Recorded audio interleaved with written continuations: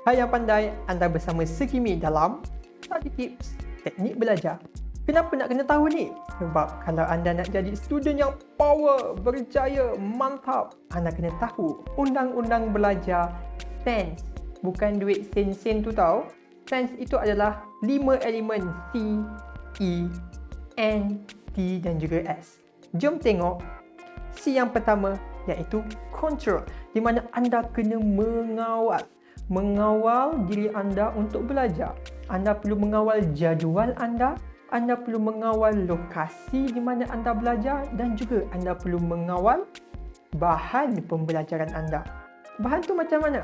Bahan-bahan tu contoh buku rujukan, buku teks, nota padat, nota ringkas, buku latihan. Adakah anda nak pakai semua dalam satu masa? Jangan, anda pakai satu ataupun dua paling maksimum supaya anda tidak terlalu pening. Kalau kita tengok contohnya di sini, kita ada lokasi.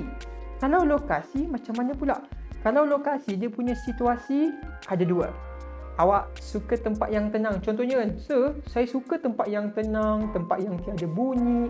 So, awak pilih ruangan belajar, anda sorang-sorang duduk dalam bilik, tiada bunyi.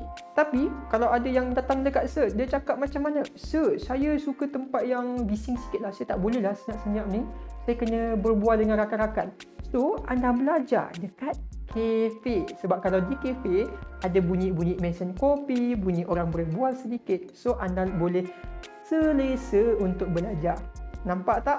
Okey, kita bergerak kepada elemen yang kedua iaitu E, entry, di mana anda menyediakan tiket premium untuk akses kepada ruangan belajar anda. Untuk siapa? Untuk dua. Untuk gadget anda, untuk keluarga anda.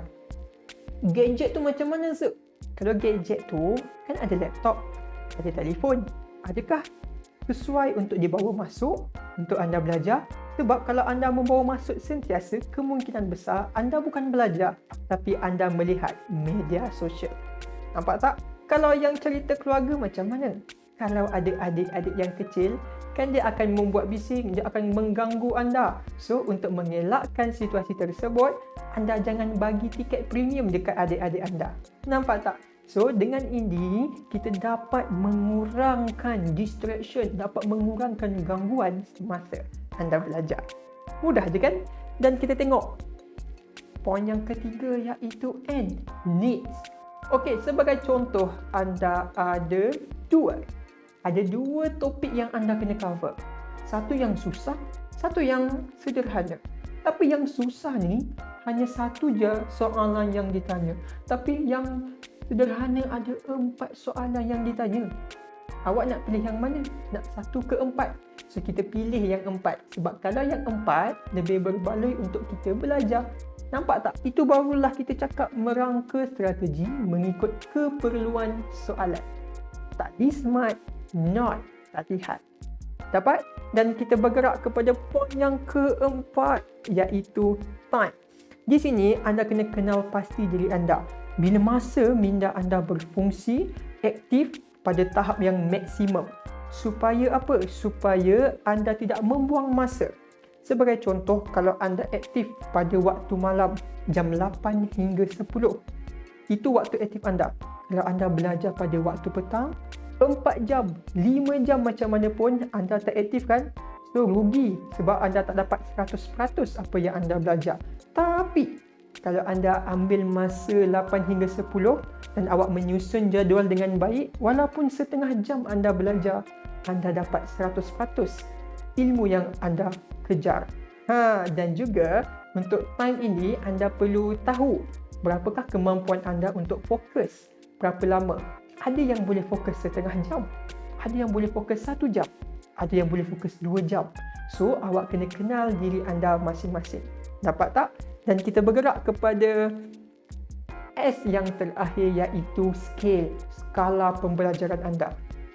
Kalau anda nak belajar, jangan buang masa, jangan buang hasil, jangan buang nota. Nota?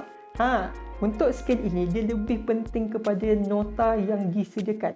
Kalau anda bermula pada peringkat awal, pastikan nota anda tulis itu mudah dibaca, mudah difahami, padat, ringkas dan mudah untuk diakses. Jangan awak buat pergi buang dalam tong sampah, nanti rugi. So, pastikan nota itu boleh disimpan dan boleh digunakan sekiranya anda ingin mengulang kaji pada masa akan datang. Nampak tak? Itulah dia 5 undang-undang yang anda perlu tahu. T. Control. E. Entry. N. Needs. T. Time. Dan yang terakhir S. Skill. Senang je kan? Senang je nak apa? Senang je nak pandai.